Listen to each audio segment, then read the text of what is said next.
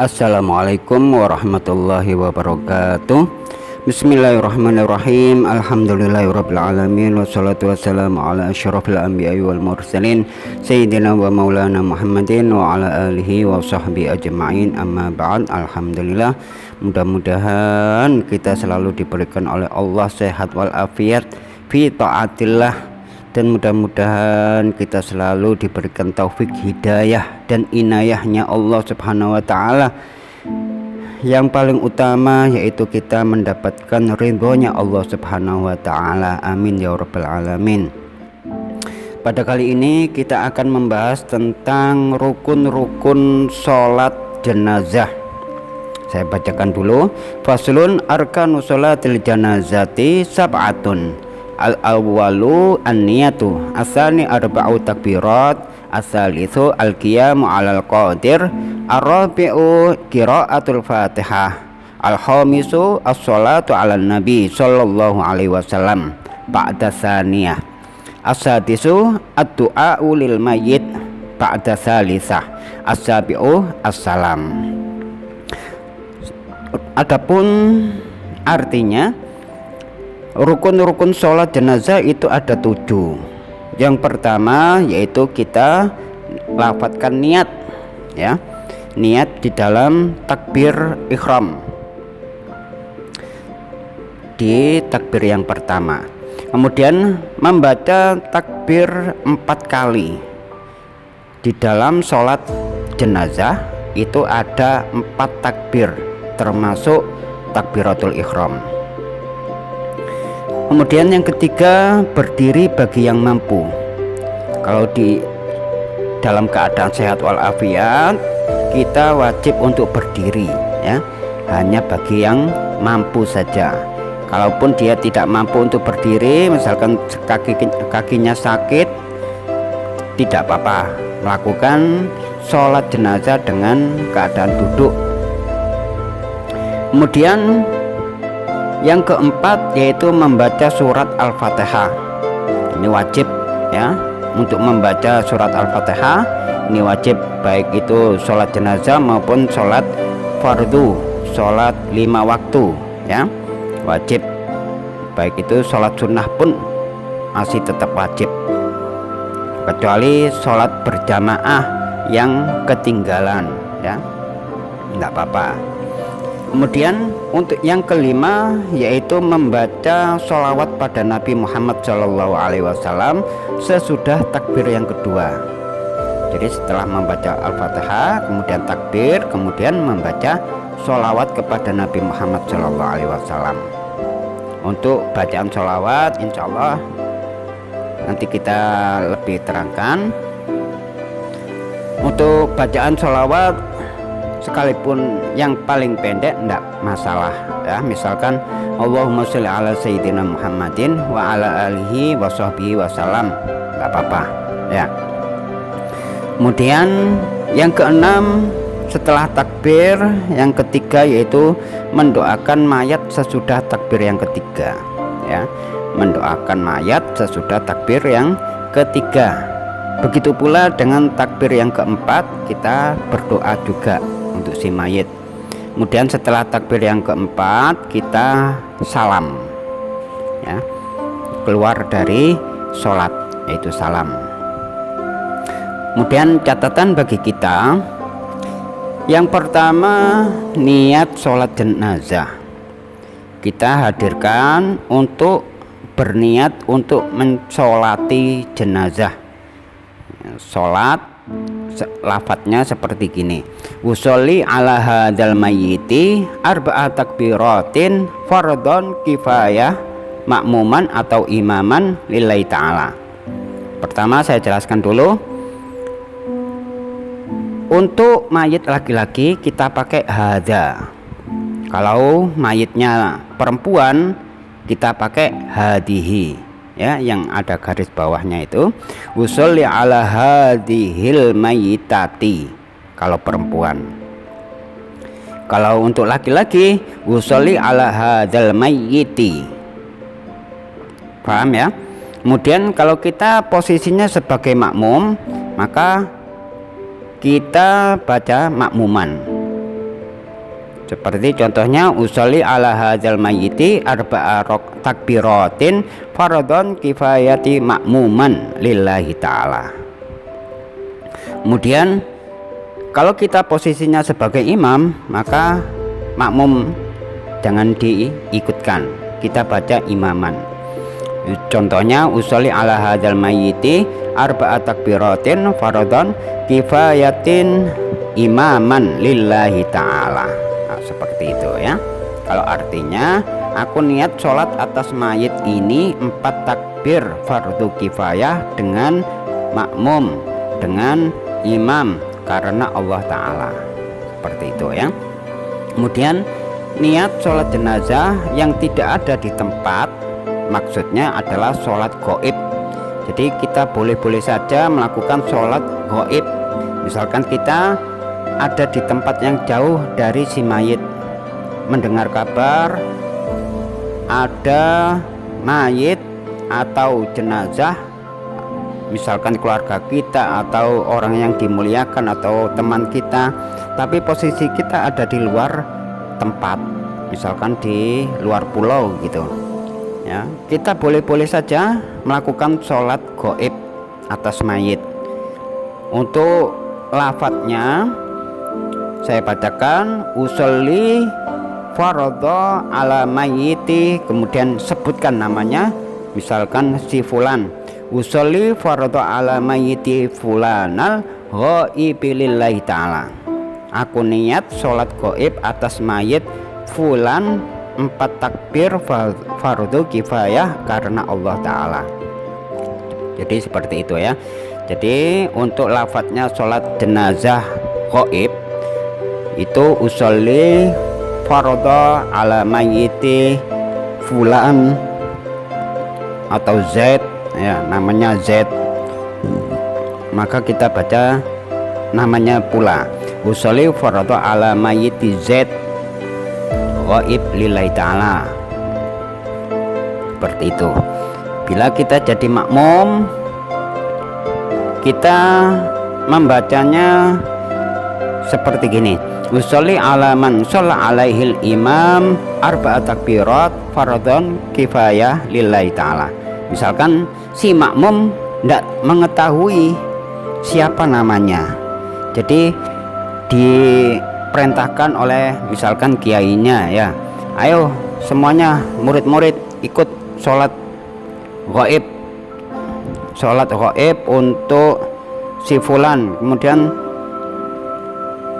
si murid-murid tadi tidak mendengarkan siapa itu, mau bertanya apa, malu.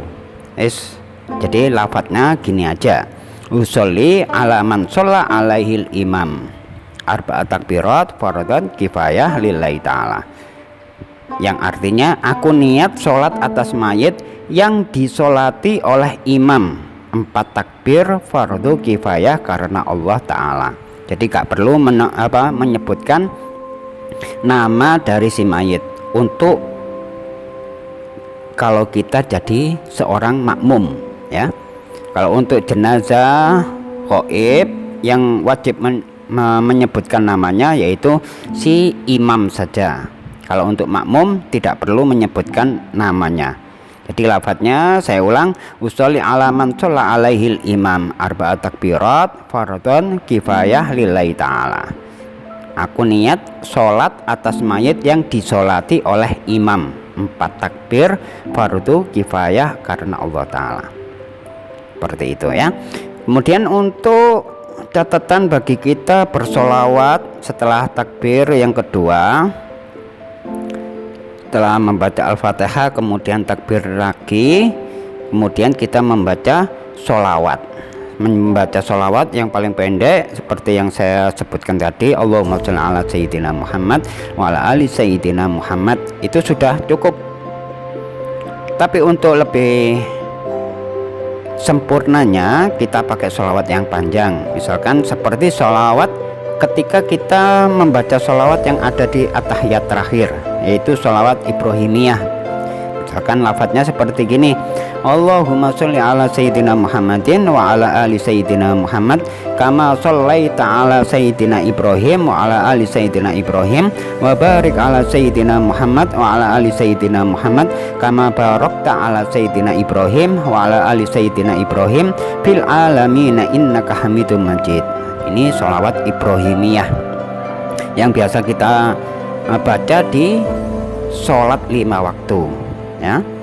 Memang sholat Ibrahimiyah, ulama sepakat sholawat ini yang paling bagus untuk dibaca ketika ada di dalam sholat, ya. Kemudian doa sesudah takbir yang ketiga, setelah membaca Fatihah, kemudian membaca sholawat, kemudian takbir yang ketiga kita berdoa untuk si mayit. Macam-macam doanya, boleh doa yang pendek maupun yang panjang boleh, yang penting mendoakan si mayit. Contoh lafadznya, Allahumma fir lahu warhamhu wa'afihi wa'afu anhu. Nah, itu doa yang pendek, artinya ya Allah ampunilah ia, maafkanlah dia dari kesalahan-kesalahan dan sejahterakanlah dia, gitu ya. Nah, itu doa yang paling pendek. Kemudian untuk doa yang agak panjang gitu boleh ya, asalkan menututi imam, ya.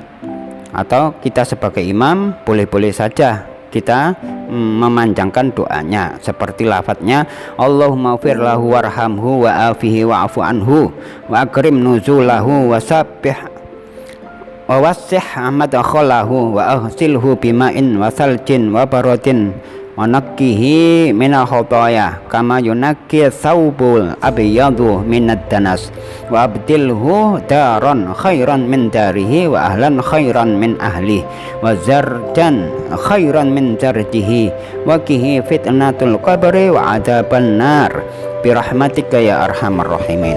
Nah, itu doa sesudah takbir yang ketiga.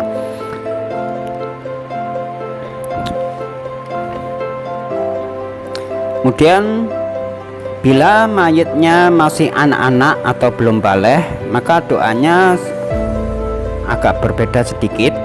Boleh kita memakai apapun boleh, asalkan untuk lafadznya itu untuk mendoakan, ya. Biasanya kita memakai doa Allahumma ja'alhu fardan li abawaihi wa salafan wa tukhran wa aidatan wa atibaran wa syafi'an masakil bihi mawazinahuma wa barihi sabara ala qulubihima wa la tafatinhuma ba'dahu wa la tahrimna ajrahu.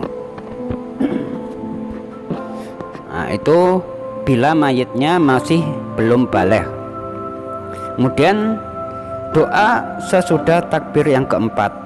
Jadi setelah mendoakan si mayit, kemudian kita berdoa sesudah takbir yang keempat. Selain untuk mendoakan si mayit, kita berdoa untuk kita sendiri dan kaum muslimin, ya, bagi kita semuanya. Lafaz doanya yaitu yang keempat setelah takbir yang keempat, yaitu Allahumma la tahrimna ajruhu wa la tafatinna ba'dahu waghfir lana walahu. Ya Allah, janganlah kiranya pahalanya tidak sampai kepada kami, janganlah engkau memberi kami fitnah sepeninggalnya, dan ampunilah kami dari dia. Nah, jadi setelah mendoakan si mayit, kemudian takbir yang terakhir yaitu takbir keempat, kita berdoa untuk kita, ya. Lafadznya tadi Allahumma la tahrimna ajruhu wa la tafatinna ba'dahu waghfir lana walahu. Setelah kita takbir yang terakhir yang keempat, takbir yang keempat yaitu kita salam. Salam yaitu keluar dari sholat. Jadi kita baca salam.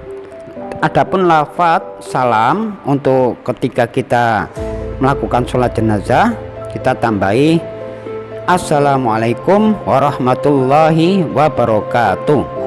Kita tambahi wabarakatuh. Kan biasanya kita kalau salam di dalam sholat biasa yaitu Assalamualaikum warahmatullah, seperti itu ya.